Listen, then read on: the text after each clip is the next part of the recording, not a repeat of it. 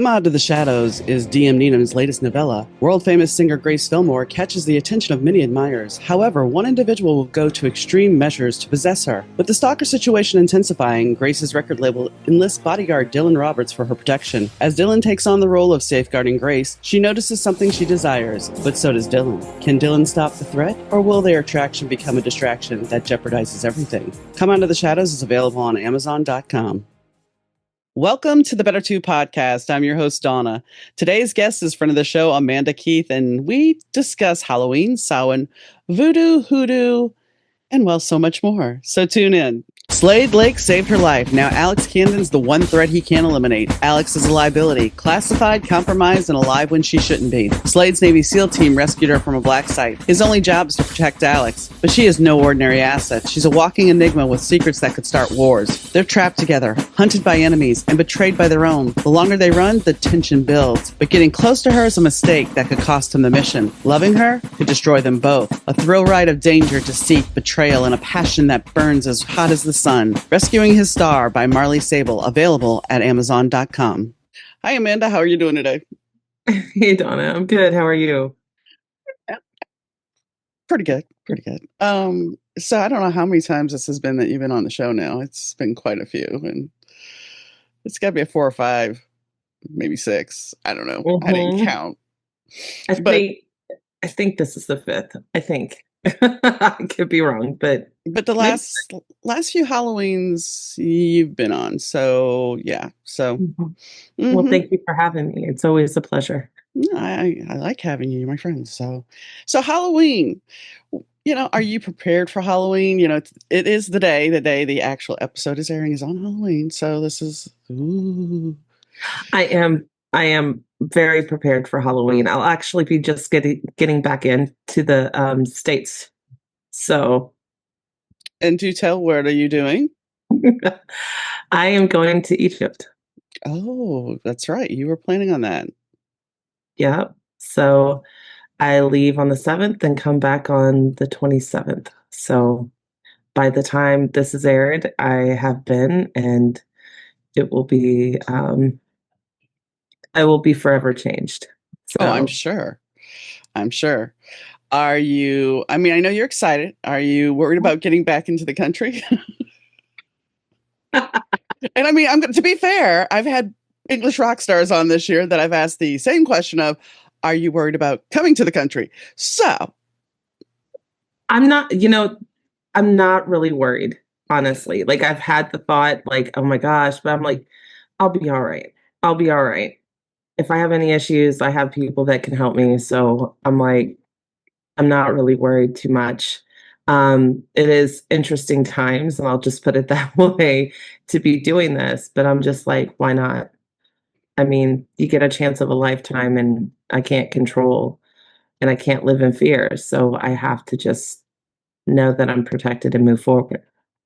I think that, it's an amazing opportunity. Yeah, you can't live in fear. And I think that has been an underlying theme this whole year for everyone, is there's this mass fear of what is going on. And for me, I kind of had the double whammy of, all right, you have the fear of dying. And then you have this other fear of looking around the world going, what's the point of all this? Why do I want to survive if the world is falling to shit? Yeah. It's kind of interesting. I always told my dad, speaking, we were talking about my dad, when I was 18, and he was very much, evangelical Christian. And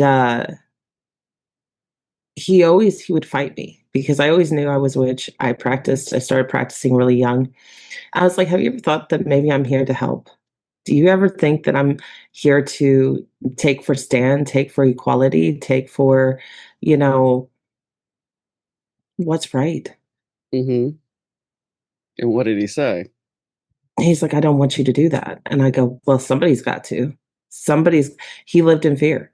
You have to understand. I think I did a post a couple days ago, stating that my dad never really accepted himself. He never really loved himself. So, I've had to learn from my parents. And if anything, that's some of the biggest. But I mean, during Halloween, this is my season. I love it.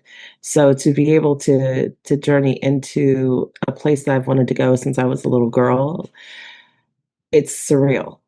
And then to be amongst the dead, Yeah. literally, like to be in there, it's going to be interesting. It's going to be fun. Especially with the veil being thin. Hmm. Especially then.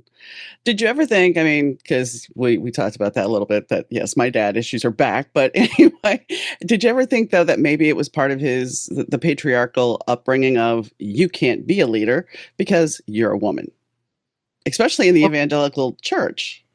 yeah. Um, Absolutely. I think my dad was always kind of a little bit of a misogynist. I mean, I hate to say it, but he was. And for me, I was that rebel daughter. I was like, no, I'm gonna do this, I'm gonna do that. And I did a lot of things that my father didn't do. And he told me that. And he goes, I'm proud of you, you know? And I'm like, well, you didn't need a son, you had a daughter. you Hmm. know, and it's just like I take it as it's okay. I like being that trailblazer. It's not easy, but for him, he saw that I could do it. He even said that. He goes, "I'm not worried about you. I know you'll take care of yourself. I know you'll, move forward." But I mean, even the strongest need the support. So, I mean, I've been grateful that my dad's been here to tell me that he's proud of me and he's been there. But then as of late, we're going back into the old tropes, and I find myself saying I'm sorry a lot. And the interesting thing is, it made me stop and go, wait a second. I always thought that this was just from my mother. mhm, So it's looking at the big thing. And I mean, since the last time we've talked, I talked to my dad's half sister, who's 92 years old. And she gave me a totally different perspective on my grandparents. She gave me a different perspective because she helped raise my uncle. There was 10 years between her and my uncle. So she was still living at the house. And then when we got to my dad, there was 12 years, which family cycles, my half sister was 12 years younger than me. But she gave me this whole thing. She's like, I was moving out. I was getting married. So your dad didn't have that nurturing. And so it opened up this door to forgive and heal. But in the same token, now it's like I'm watching him and I'm just like, because we still just text. And it's just like, if you can get that upset during a text message, then maybe, you know, you just got to back off. yeah. And I mean, I'm gonna tell you, me and my father, we learned to agree to disagree on a lot of things. On a lot of things. So we didn't talk about a lot. Like we really didn't. It was kind of like we knew that area. We're gonna leave it alone. But not all families are like that. Not everybody has that discipline to go, I respect you, you respect me. Okay, we're this is where we want to be. And we wanted to work on that relationship, which just seems like, your dad might be a little stuck. But it's not even that. It's like, I told him that I was planning on doing pre-made covers. Now, Hmm. I've been in the publishing business since 2019. My dad has never published anything. He says, well, you need to protect yourself with copyright. I'm like, I understand copyright, Dad. Well, I didn't realize I was dealing with a veteran. So I naturally wrote back saying I've been in the publishing business since 2019. I have gotten copyrights, blah, blah, blah, blah. He's like, okay, enough with this. I'm just like, okay. So it's not even about politics. It's about his need to be right. And control. Uh-huh. Yes. And so it's just kind of like, no, I'm not going to let you talk down to me. And that's when he started complaining. I'm like, he was complaining about his ears. And I'm like, well, do you want me to call the doctor for you for the cochlear ear implants? Because like, I can't call. No, I don't want to. And that's when I was just like, okay, I love you. I'm going to let you go now. Fine. Yeah.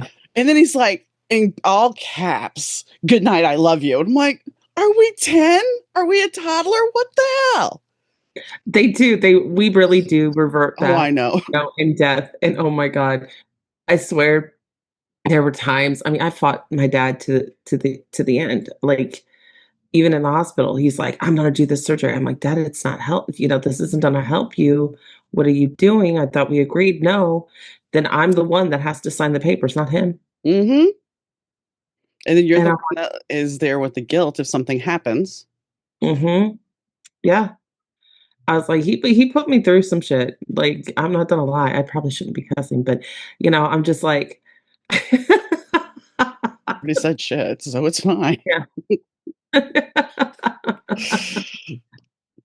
But yeah, I mean, I'm just like, you have so much to overcome, and then when you're at the end of life, like, if you're not at peace with the transition, it's kinda like birth. If you're not in peace with the transition, you're gonna fight, you're gonna struggle, you're going to be make it a lot harder than what it needs to be. Well, I when taking care of both my grandmothers, one was, 89 and the other one was 76, and it was like having 2 kids. They Yeah. would tattle on each other, they would do things to each other. I mean, it was what it was. And it's interesting that you mentioned the in utero, at birth, because Mhm. since we last talked, I have a practitioner that I know who does this. She's a hypnotherapist, and she took me back to my conception. Not Wow. not so much the conception, but being in utero. Wow. It was a very weird experience because I it was you always assume that it's gonna be this really happy experience being in there. But no, I felt the tension with my parents and everything. And it's not that I wasn't wanted, it was just there was this tension, and I know that my dad started the fire department around the same time I because they needed health care, he was having a family. So I can Mhm. understand where there was tension, but it was a very weird experience to be back there. Yeah.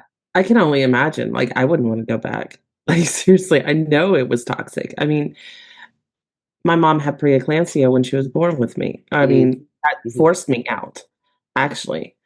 I was a cesarean. They took me 2.5 months premature. It was that bad. Like, it was either we're both gonna die or, you know. Well, we're glad you didn't. I mean, you're here, and that's important. So, we're going to shift gears slightly because the very first time I ever talked to you on the podcast, Yes. we talked about Three Crows, and Three Crows has gone from the good thing to the disaster to coming back to your feet. Now we're about what 2 years out since all that happened. Yeah. Yeah. So, what's it doing now? We are growing. We are steady, right now, which I'm very, very grateful both online and in the store.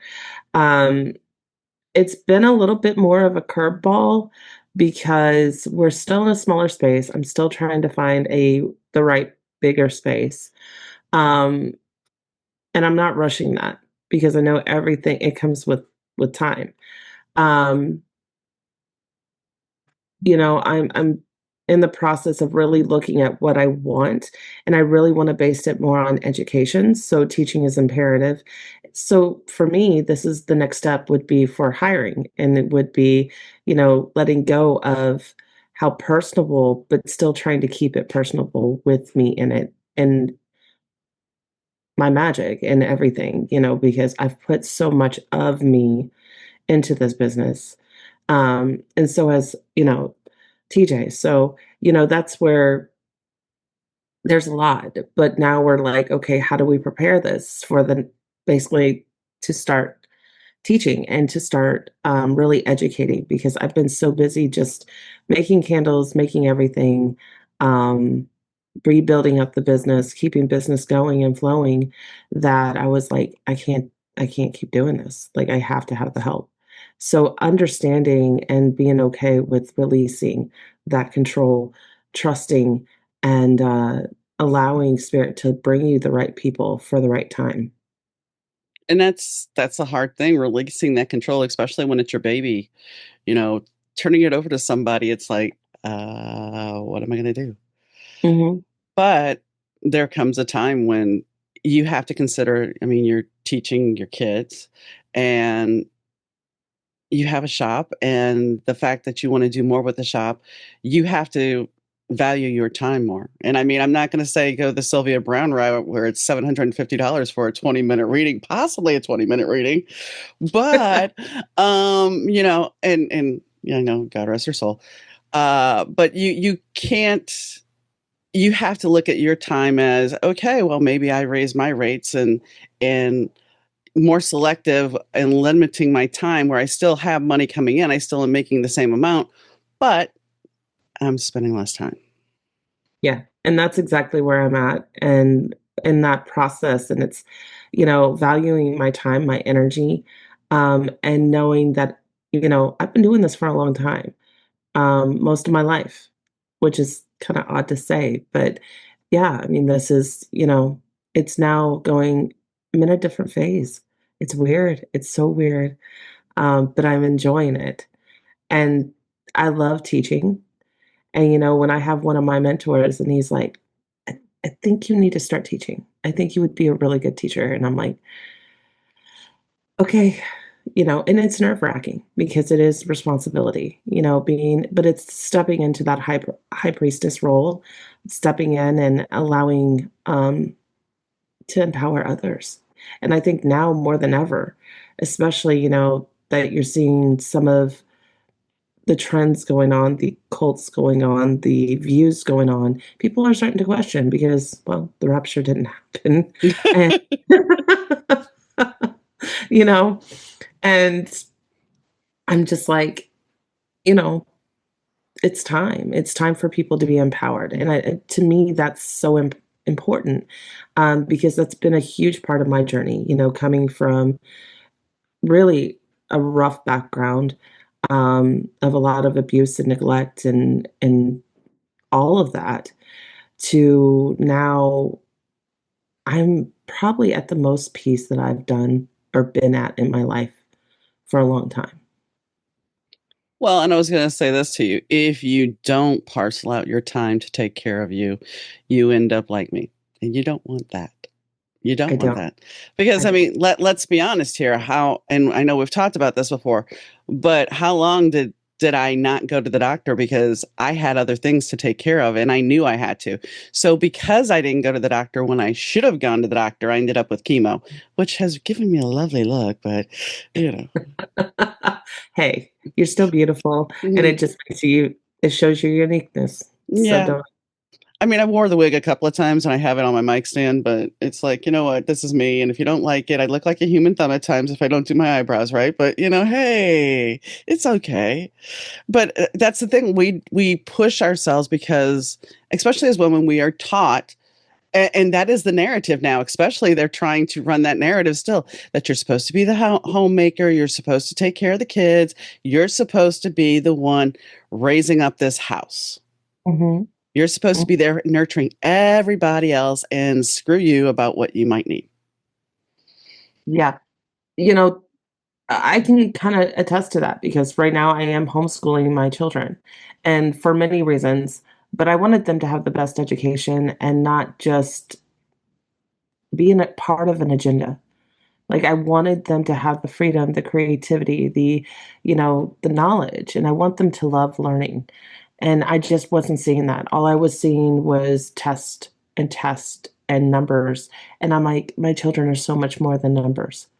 So and it has been a transition. I mean, not only are their own unique personalities, but to unschool them, Yeah.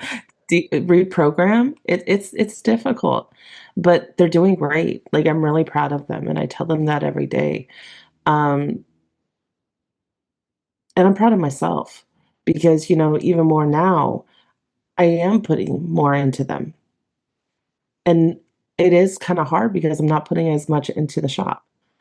And I'm like, "But I am." Like, if once they're done, I'm always doing something. Like, that's the thing. Either I'm making something or I'm putting energy into it, or I'm thinking about an idea, or I'm wanting to write a blog, and that's the thing is now I'm wanting to start writing, and which is exciting to me because, I used to write songs and I used to write poetry as a kid and journal, but it kinda like, when you have kids, life kinda takes over, And until you find that balance, you know, it's kind of a struggle, but now I get to kinda teach them as I'm putting my new stuff out. So it's kind of full circle, and it's the kids are even starting to help out in the shop. Like, they're kind of my first little employees. Like, I'm literally, um, trying to teach them responsibilities, like, to just even have them, um, like, fill up herbs, understanding the herbs. The funniest time recently was they found out asafoetida, and if you don't have not dealt with asafoetida, it's called devil's dung for a reason, okay? It smells like dirty feet or, poo. So, it's not, and that was a funny moment. Like, they were just like, "What is this?" You know? But it's in those experiences they get to see. So, I don't fault you for that. I think I was maybe 6 or 7, and my dad would throw change at a shop on the floor for me to sweep up. His customers would try to pick it up, and he's like, "No, no, no, that's for my daughter." However, this is the one thing I do disagree with. He had this big 25-gallon drum or 50-gallon drum of oil that he had a thing to, and I used to pump it into a milk carton. This is not advisable for a child to be fooling with toxic chemicals, but no. here we are. And yes, I still remember that. And I was proud of myself back then, but now I'm thinking that was not smart. But hey, it was the 70s. We don't think about that. It was wild times in the '70s in a Ride in the whole di back of a pickup truck? Yes. even in the '80s and early '90s, I mean, I had those experiences where it was like, "Yeah, whatever. Go do Hmm. what you want," you know? Hmm.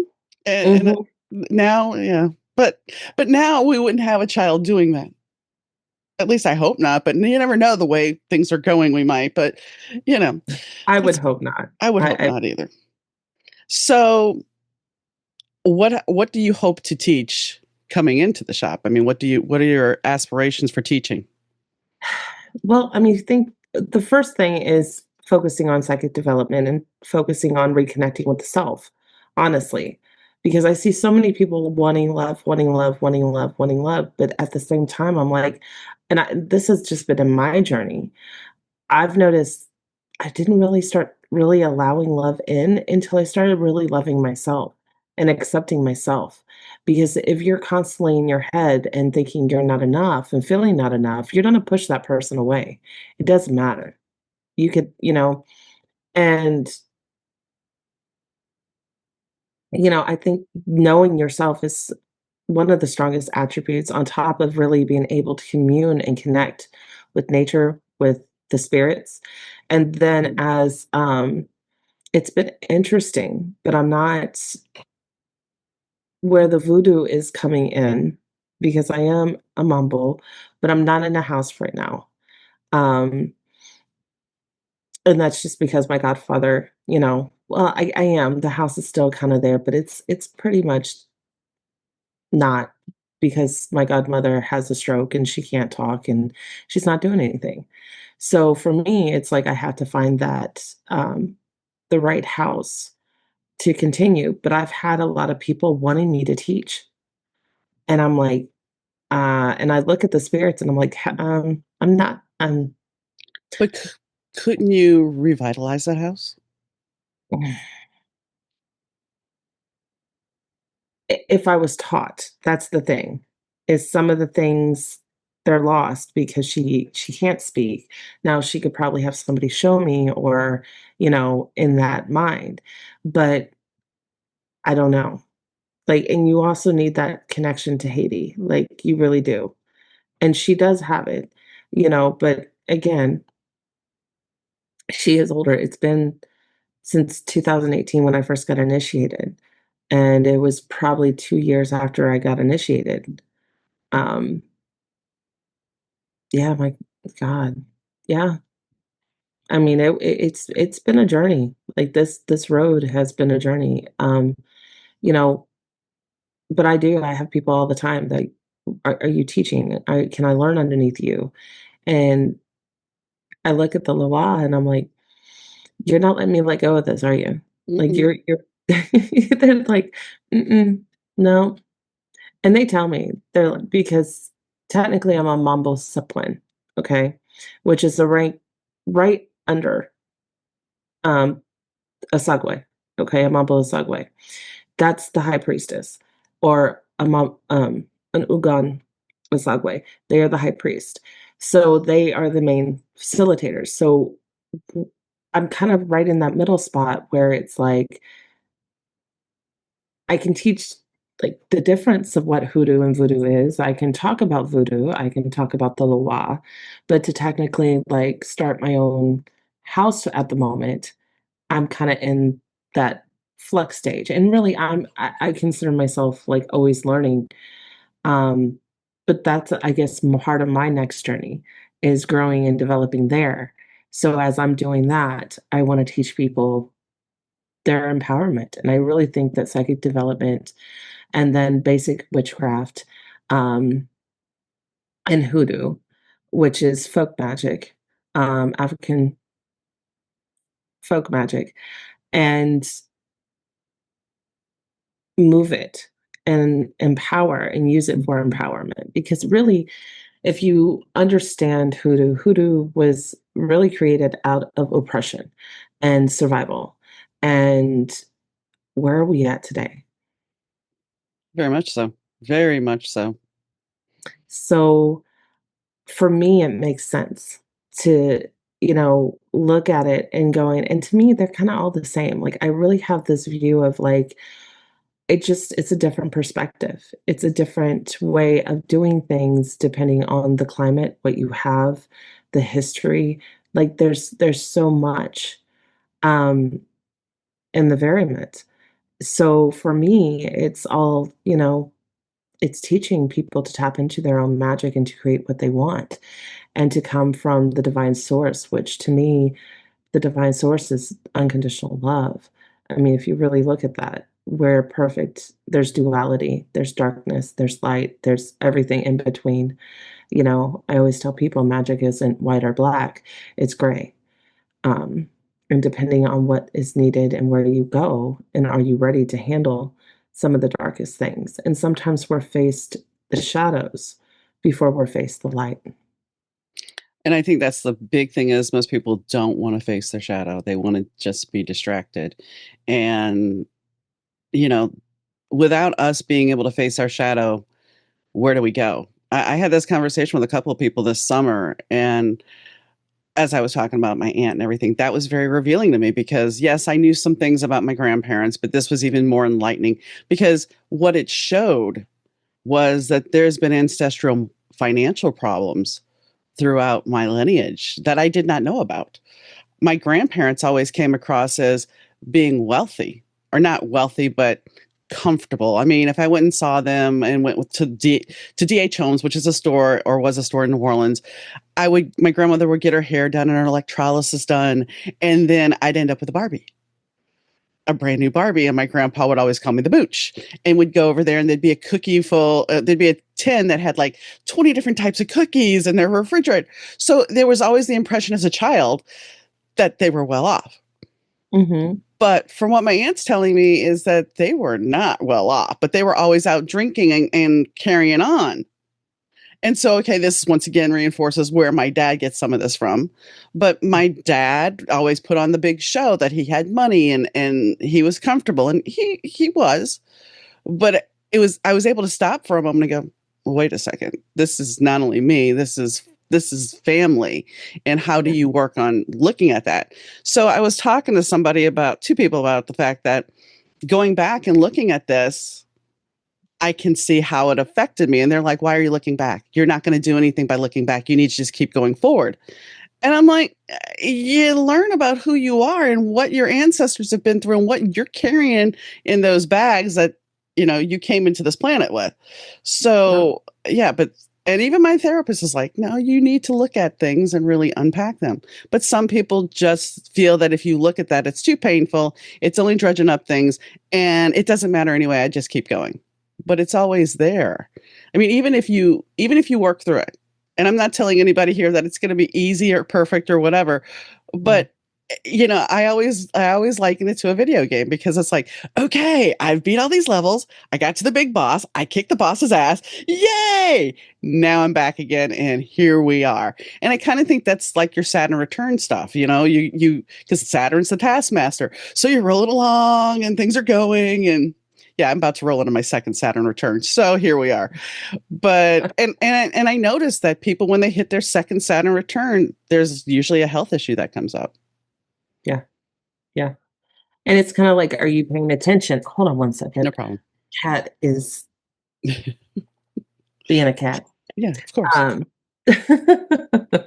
but no, I mean, spirit gives us the signs. Like, are you going to learn? Are you going to take knowledge? Are you going to, like, for me, um, I've always had strong women in my family, like, watching them, and, I mean, my mamaw, she was a paralegal, for God's sakes, Mhm. and even my other grandmother, my dad's mom, she was a homemaker, but still, to be a homemaker, that's a lot. Yeah. Like, it's a lot.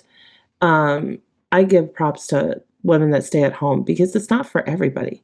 Like, not all women are made to be boss ladies or bosses, and not all women are meant to be Susie homemakers, like, they just aren't, and for me, I never thought I was gonna be, like, a stay-at-home mom, but technically I'm not. Like, I have a business, I have family, but I've created this life where I could have both.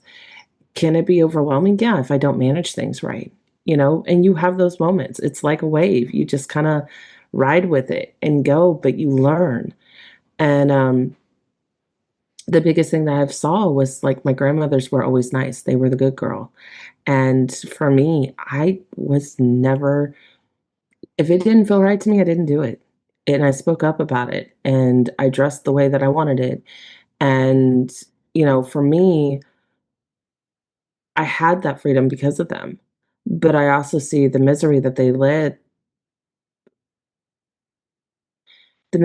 hid because they didn't deal with it, and for me, a lot of it, I thought my mama was very much in the physical realm, like, she was very vain, nothing bad, but at the same time, and I've learned to embrace, wanting to look nice, wanting to look, where most of the time, most of my life, I was just like, "Mm-mm, bye," Yeah.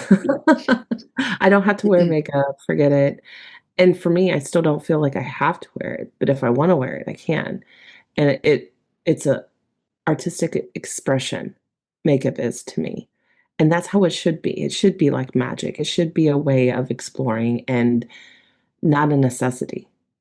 Where in these days, we're told it's like, "Oh my god, if you're not wearing makeup, Well, what's wrong?" yeah, yeah. Well, I mean, going back to those beauty standards, it's like for a long time, and I know you and I had talked about it, I was like, my hair is thinning.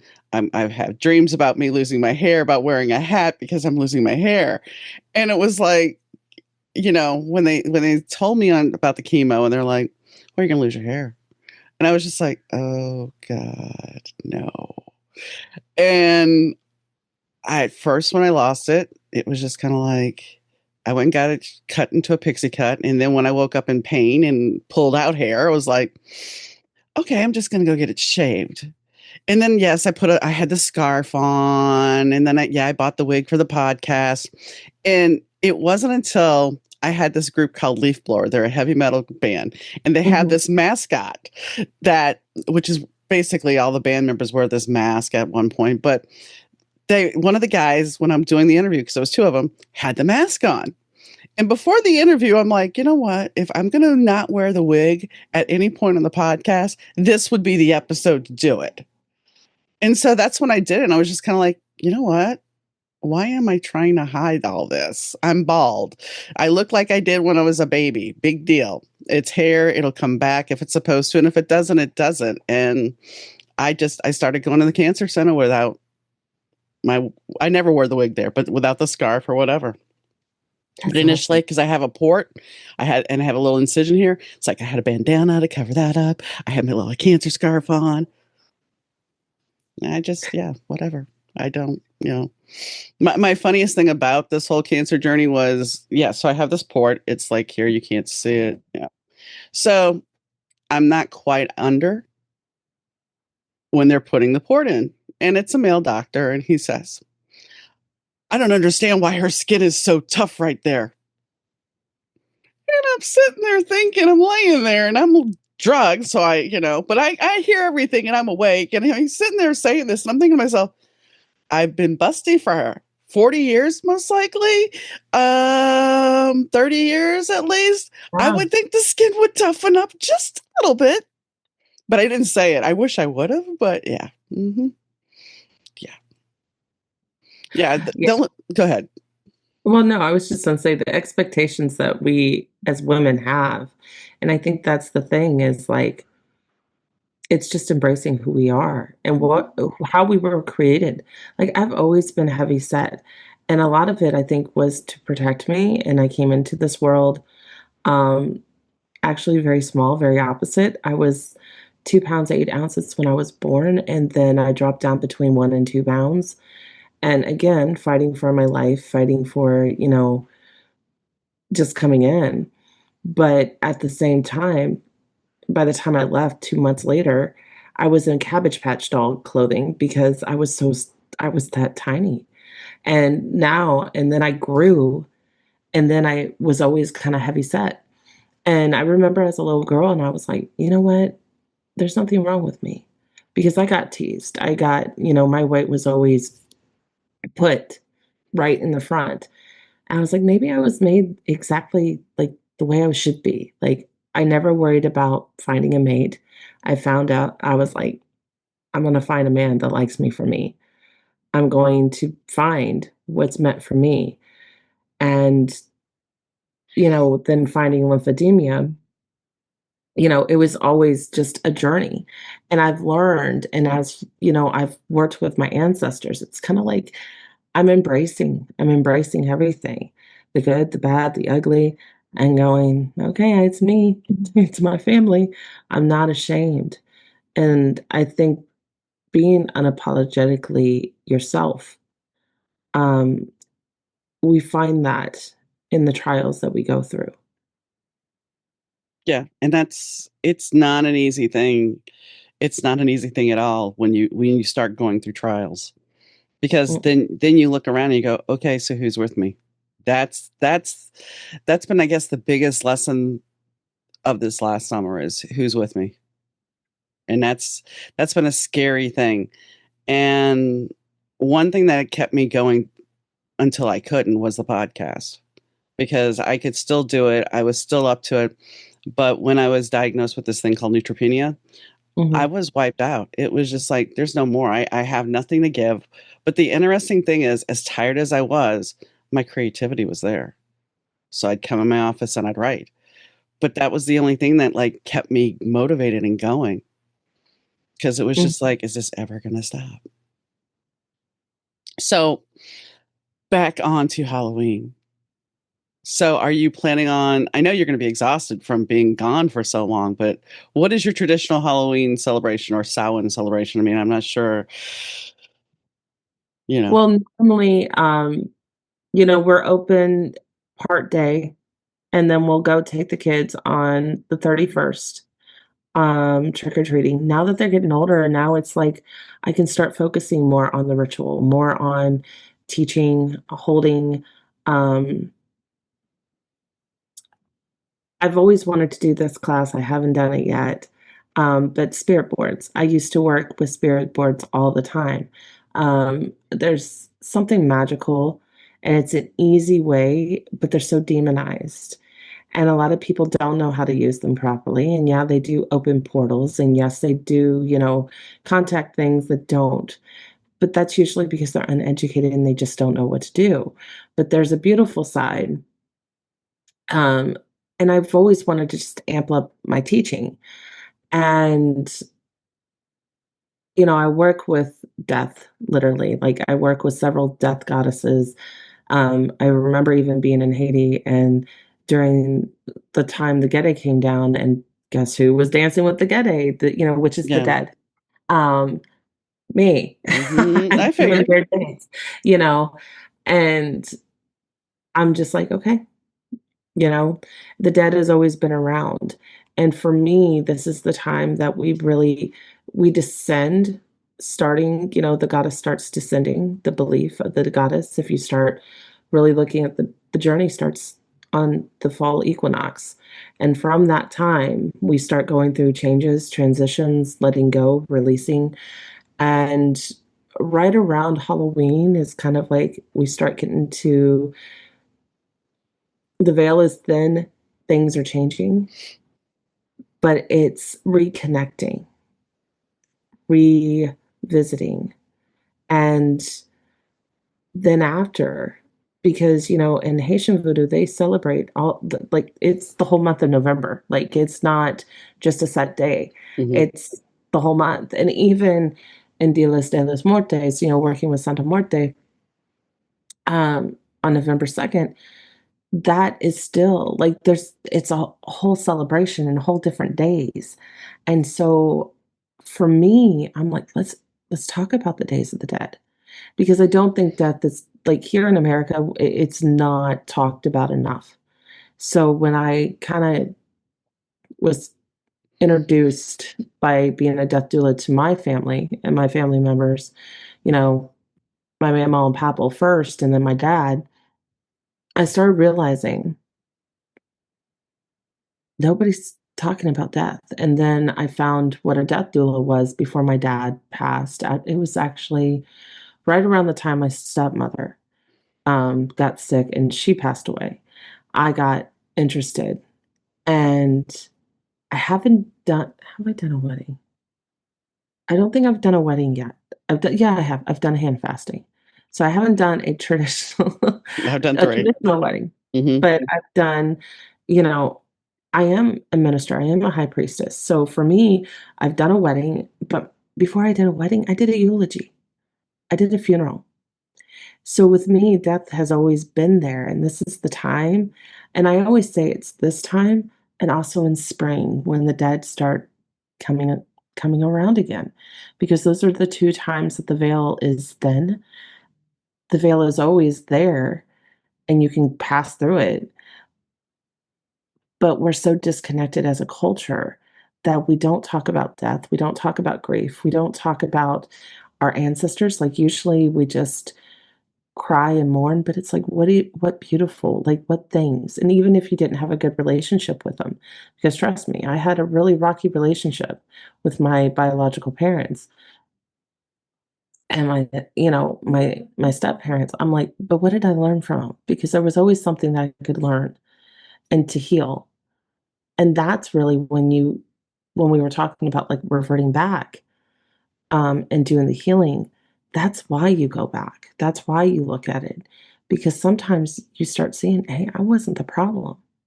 It was their issue that got pushed onto me. And then how do I heal that? How do I move that? And then, but that is what I found by working with the ancestors. So for me, during this time, it's more especially like ancestor time, learning how to communicate, contact, um, the special days, and teaching about Samhain. But I always have like a ritual that I usually honor. And I do more of the like setting up an aprenda, which is like a 3 layer. And I honor like Santa Muerte during this time and or oh my God, all my death deities that I work with.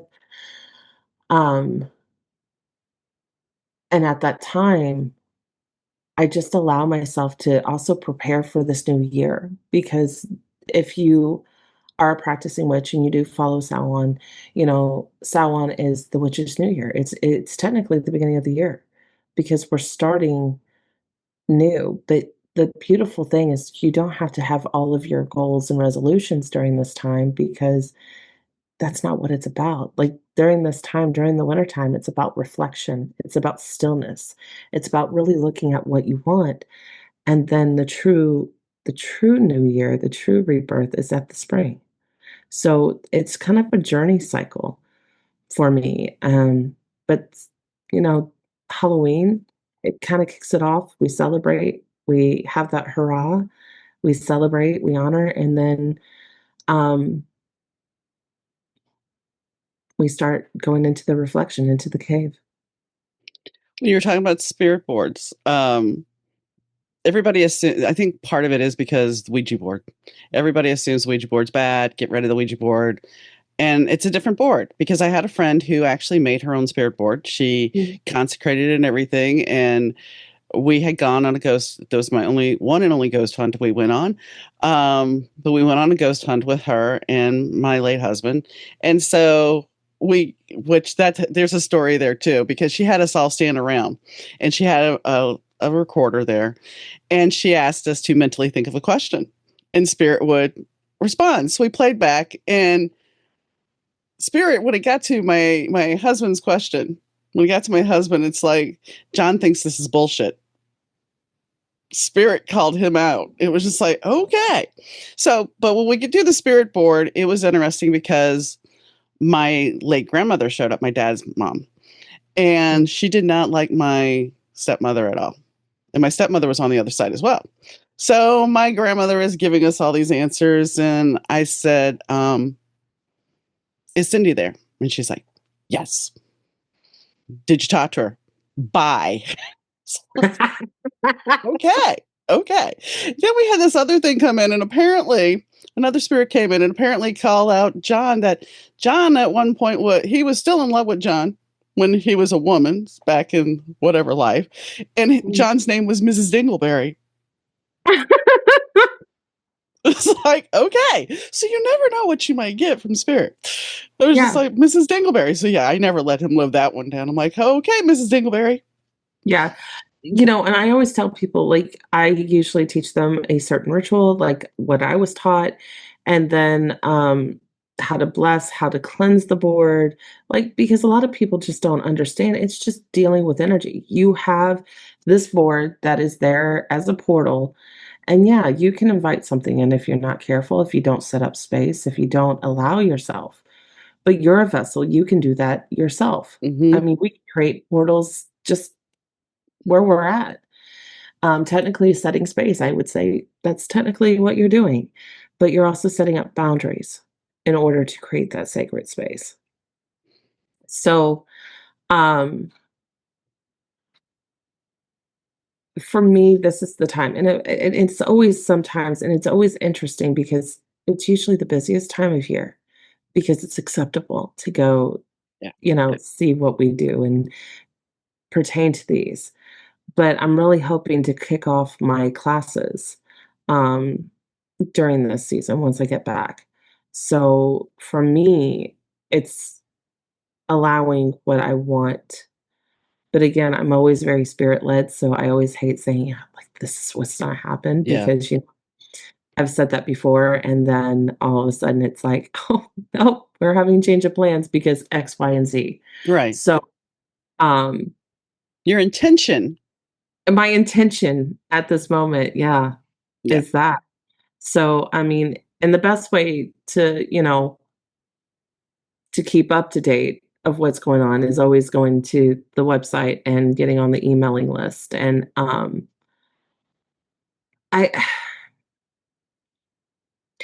this year's going to be so interesting.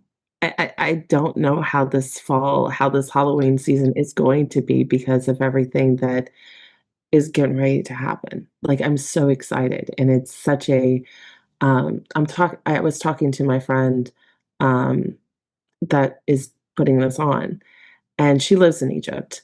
Um, And she's like, I think you're one of the only witchy women going." And I was like, "Really?" Because she's a witch Yeah. herself. And I was like, "Really?" And she goes, "Yeah, a lot of these, they're just wanting a spiritual experience. So it'll be interesting."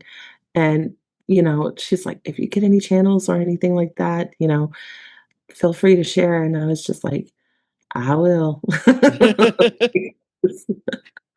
I've learned that, you know, I'm not as bold as some of, like, the TV mediums, um, because I respect boundaries, because not everybody's ready to hear from their loved one. Not everybody is ready to, um, have that closure because I mean, I was at the gym one time and I'm in the bathroom changing as I also use the facilities. And outside the door, this woman's talking about how she has to get a gravestone for her father's grave and how she really can't afford it and da da da da. And all of a sudden, it's like, go tell her that she does not need to do that. I don't need her wasting her money on this fucking thing. Just go tell her. And I'm just like, I am not doing that. This would not go away. This was like for 5 minutes. So I just walk out. I'm like, I know this is going to sound very strange, and I'm sorry, but your father says, don't waste your money on that. He doesn't need one. Take care of yourself right now. And she just looked at me like I was out of my freaking mind. And I'm like, I'm just telling you what I got. Take it for what it is. Bye. Yeah. yeah, yeah. And it's when spirit gets that persistent that, yeah, that's when I say something Mhm. because it's not going away. No, no. And And some go ahead. and sometimes they can be very persistent like the day before. Like if I meet somebody, like that's the thing is sometimes I'm feeling things and I'm like, what the hell is this? You Yeah. know, and I'm like, and then I have to tap in and I'm like, okay, there's spirit. I mean, I remember sitting doing a reading for a client, and all of a sudden, Casper the ghost is there, flitting around in my head. And I'm like, what the hell is this? This is not part of this. What is this? And so I looked over at the lady. I'm like, does Casper the ghost mean something to you? She's like, oh, my grandmother and I used to watch Casper all the time. Okay. So it's just like sometimes you're not going to recognize what it is. It's just all of a sudden, it's like, okay, this means nothing to me, but it obviously, and that can happen if you're going to, like you said, the day before you're going to read somebody, they can start giving you information and you're like, this means nothing. But then when you're put in that situation, the clarification for you comes and you know it's time. Yeah. So I mean, it's always an interesting journey. And during the fall season, it gets more intense. Like I usually and it just depends on what's going on. It really does depend on like the astrology, what's going on. Um, like this equinox, leading up to this equinox, it was intense. Like Oh, I was watching people and people were like going through tower moments and going through like just healing and I'm just like and then finally it just kind of smoothed out and I was like, what that is was going that was that eclipse portal. I mean, we had two eclipses, and during that portal, it was just batshit crazy. It Mhm. even said, stay away from large crowds, try to stay calm. And we have some really hinky astrology coming up. I think Pluto's going to conjunct Mars. That's going to be a fun time, you know. I mean, so you know, looking from what a lot of the astrologers say, certain people, when it comes to December, is going to have a really rough time. So here in our country, we may have some challenges ahead because depending on and that's part of the problem is we instead of like you were saying about love, we have people that are trying to make things divisive about politics, and it's not about that at all. It doesn't need to be about that. But I told somebody this the other day. Who is going to benefit from putting that divide in? That divide has been like that since the potato famine. We started with classes, we started with all these other things. And when you start putting those divides in instead of coming from love, you end up creating these spaces that are toxic. Yes. Yes. And I you know, I've been debating about talking more about, you know, coming from equality, coming from love, coming from, you know, a space of wholeness, which has been something that, you know, we're all connected, we're all equal. But it's hard when you have these classes and, you know, like I follow some influencers that came out that they were conservative and this is how they believe. And it's like, do I, and especially after, you know, the whole everything that's gone on, you know, do I unfollow? Do I not? And it's like, no. If I truly believe in what I believe in, I go, it doesn't matter what they do. This is about me and believing in human rights. Did I agree with everything Charlie Kirk did? No. Absolutely. I don't believe in anything. And do I think that he would have the compassion to me? No, but that's not me. That's not my problem. I come from love. I come from acceptance, and I can accept you as a human being. I don't have to agree with you. And I honestly, I tell my dad thank you every day because he was my biggest lesson in that. Because we did not, but we found ways to find commonality Hmm. and to build a relationship, but also going, okay, I know where he stands. I know where I stand. And there's always a commonality that you can find. The biggest problem I have, because I have not said anything about the Charlie Kirk situation. Yes, it was wrong what happened. He had some very divisive things. And once again, it was about him drumming up people and indoctrinating people.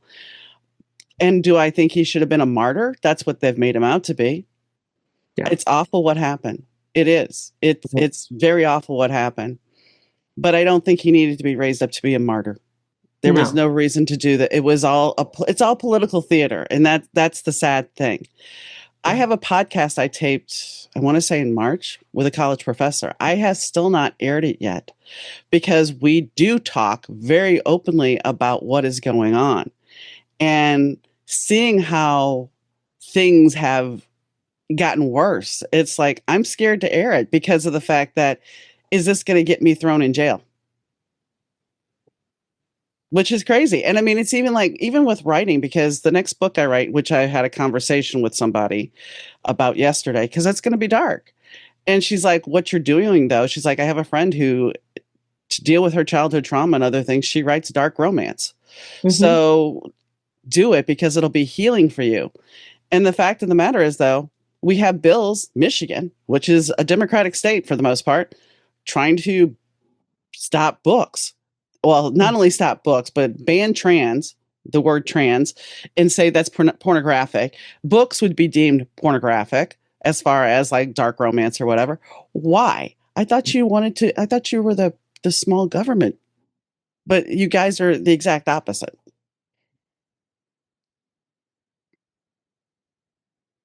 Yeah. So I don't understand why there's trying to censor at this point. Um, I, other than control, But other that, than divide, mhm, and because the people that are speaking out, you control what's being heard, what's being seen. And honestly, what I was going to go back to is, going back and looking, and this is why you go back and look in your family history, you learn from your ancestors. If we don't learn from our past, it will continue to repeat. mhm, And the thing is I'm seeing the racism, I see the classism, the division, and it's unnecessary. And this started by the founding of this country. yeah, And, I have ancestors that are indigenous. My father was half Scottish, half indigenous. That's how it's so ironic he ended up being so mm, white, right wing. But my father did a lot of what he did because that's all he knew. right. That's all he was around, that's all he knew. And men are taught not to express, not to it's really rare to find a man tapped into his emotions, healthy. What's even scarier is not just the Kirk thing, but the Groper people that believe that men shouldn't even be with women at all, which is scary. And they think that, I mean, why are we doing this? Why do we have, and is it that parents are so busy with living their lives that they're not checking in on their kids? And I thought about this the other day, and I'm kind of glad you're homeschooling because you don't have to worry about necessarily school shootings and stuff. But Mhm, are these, I mean, if we actually examine, and yes, I'm not anybody that really has studied this, but if we actually really examine all these children that have become these shooters, what is a mhm, commonality? Were they seen? Did people respect them? Did people care for them? Or was this just nobody gives a fuck about me, so I'm just going to do this because then somebody's going to guess what? Notice me. mhm. Yeah. A lot of times children will act out. I see it in my kids all the time, especially my oldest. He's very much a leader. And if he doesn't get seen, if he doesn't feel like he's being heard, that's when he acts out the most. And I know myself as a kid, if I wasn't heard, I wasn't Hmm. seen. I had to scream. I felt like I had to scream. I felt like I had to yell. I felt like I had to fight to be seen, to be heard. And it shouldn't be that way. No, It shouldn't. no. But I mean, And that's. Go ahead. I was gonna say, I think you're right on about, we're putting children younger and younger in front of a phone, in front of a tablet, and that's what they know. You put them like, they don't have kids, like, they don't have childhoods anymore. They don't have imagination, No, and we're not nurturing them because we weren't nurtured. So all these hurt people are continue again, hurt for people. people. Hmm. And if you don't correct what's going on, you're just gonna get this vicious cycle. Am I saying everybody's like this? No, but, there's some really good people out there, and I fully believe there's more good people than bad, you know, and but it's those wounds that if we don't start facing, especially, I've always been about equality of the goddess and God, like, you can't have one without the other, and they both can't be suppressed, like, the divine is both, Hmm. you know? And I feel like there's so much the oppression, like, the men are oppressed because they can't tap into their emotions, they can't tap in, you know, to their true desires. So they come from this egoic, um, place, and then women are so oppressed that we start tearing each other down, we don't allow ourselves to be, um, lifting each other up and building that healthy sisterhood that should be there, and we're taught to shame everything about ourselves, our body, our thoughts, our feelings, our emotions. Like, it's on both sides. It's not just one. So I think for me, that's part of what I feel my calling is to really, start talking about that. Well, Um, to go along with that, when you think about it, the media presents us, well, you better dress like this, you better look like this, you better, oh wait, you got a wrinkle, you eat Botox. Oh wait, you can use a filter on your face. Oh guys, you can't have a dad bod anymore. You better work out. You better do yes. this, you better do that. And that's just this big push that pushes us and oppresses us because we're not living up to the standards of everybody else. And for me, there's a whole new thing of because 60's knocking. Am I even what is my worth? Because I've been disabled, I have health issues. What is my worth? Am I a value to society anymore? Because everybody's like, oh well, go get a job. How do I get a job when there's not a job that's going to hire me? Mhm. But people don't look at the bigger picture. They don't look at the what's going on and who that person is. I was talking to a man who survived cancer. He's still battling it, but it's 13 years going on. And I said, we are book covers. We don't take the time to read the blurb about somebody. If we don't like the way you look, then we're done with you.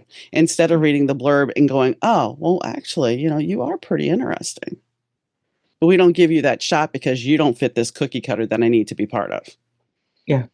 Yeah.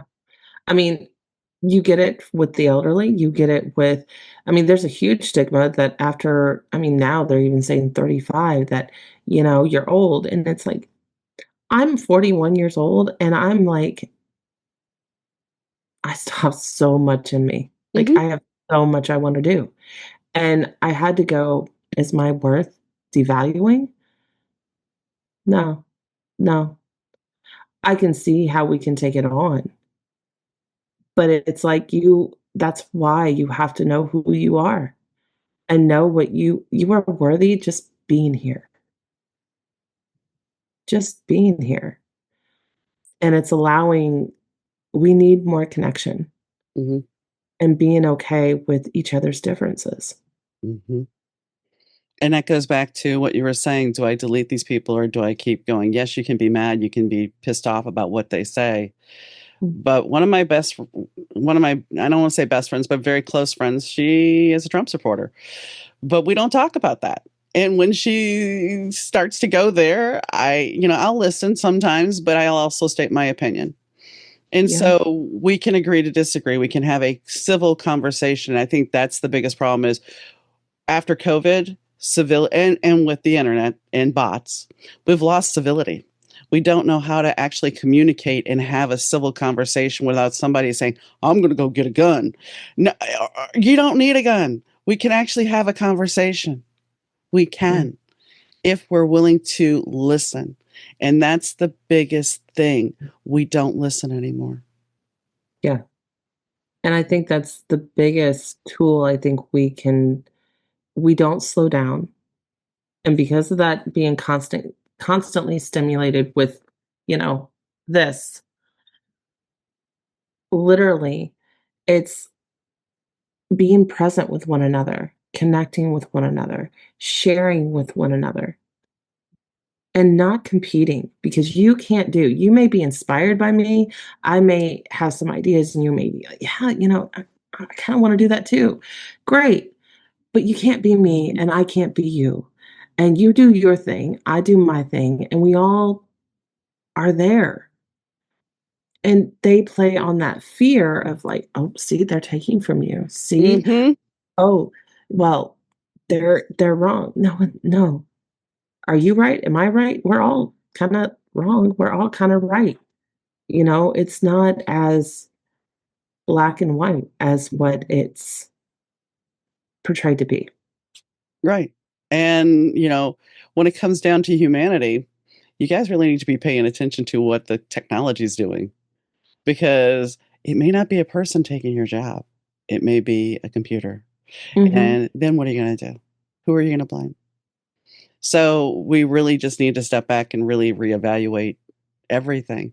And it's not the one last thing we'll touch on real quick is, yeah, America's about to turn 250 years old, and they say no democracy lasts that long. Well, we'll see if we make it through to the to next year because that'll be 250 years. And I have a feeling we're going to be shook to our roots. There's going to be some upheaval, but eventually we may suffer, but eventually we will survive. We will thrive. I think Mhm. that's the thing is we can't when we come from survival mode, it's instinctual. Okay, that's why it's there. It's to protect us. But once we start shifting and going, "You know what? I've always had everything that I've needed. I've always had everything that I want." This illusion that is going on because people want power and control, that's where you have to shift. Yeah, And that's where things shift, not only inside you, but if you really go, okay, that's true faith, that's true hope, is understanding that we're not made in lack. We're made to thrive, to work in harmony. And that's why a lot of the indigenous are still being attacked, why they're still trying to control like spirituality. it serves their agenda and they can, I mean, a lot of organized religion, no offense to anybody, is based in fear. It's based in control. And if they lose that, then what? Yeah, yeah. So, well, I thank you for coming on. I wish you great success on your trip Well, thank and continued success with Three Crows Conjure too. you. Thank you. Thank you. Do you love sci fi and fantasy, sometimes with a dash of romance? Allow me to introduce you to author Jen Nixon. Her latest release, Boundless, takes us on a journey with Zahara Hunter as she tries to reclaim her memories. She's aided by Nicholas, his cousin Lucia, and lifelong friend Darius, but her rescuers have an agenda all of their own. Pick up a copy of Boundless today or one of her many other books. To learn more about Jen and her novels, visit www.jennixon.com. Amanda and I always have interesting conversations, and I'm sure this one was just as entertaining for you guys. Yeah, we did talk a little bit about father stuff as always, and it's still an issue. And I'm dealing with my own stuff again. That yes, we made certain things, and astrology is funny because as I was saying on the show, I think on the show, it might have been before the show, but my astrology said that this is going to come up about dealing with your father. And, it was like the 20th, I think it was rolling in. I don't remember the actual planetary information as far as what it was, but it's like, you're going to have trouble with authority figures and your father. Okay. So Dad and I are getting along all good. Dad and I are getting along fine. And then lo and behold, that day, I don't know what happened. And I didn't know it at the time. I had no idea. I did not look at it. Something happens between him and I, and there's this tension. And so the next day we start texting again, and there's the tension. So I look it up, and sure enough, there it is. Here's what it is. Authority figures in your father. Okay. So astrology does have some merit. And I've always known that. And I used to follow this astrologer who talked about historical events in astrology. And it was very, very fascinating because it all correlated. And as people have talked about the whole 80, every 80 years, we repeat the same cycle. So once again, astrology. But I think if you really want to get to know more about hoodoo, voodoo, and those things, Amanda is a great resource for that. And her shop has great tools for that. Three Crows Conjure, it has a lot of candles. It has a lot of herbs. And Amanda's a great reader. Not knocking myself, but I read differently than Amanda does. And that's the one thing, as she was talking about, you can't duplicate that. You have to be your own person. And so be the person that you need to be for you and do what you need to do. Yeah, I'm a reader. I know several other readers, and we all read differently. And that's part of the gift of being a reader, is reading differently and doing things differently and giving people information in a different manner. Now, that being said, even though we all do it differently, at a speed reading event where I was part of as a reader, I did this twice. And the amazing, interesting thing about it was, even though we had different modalities, some of us, even though we all read in different styles, basically, by the time the person got to the last reader, they would say, "You've said exactly everything that everybody else has said." And that is because we were tuned into the collective.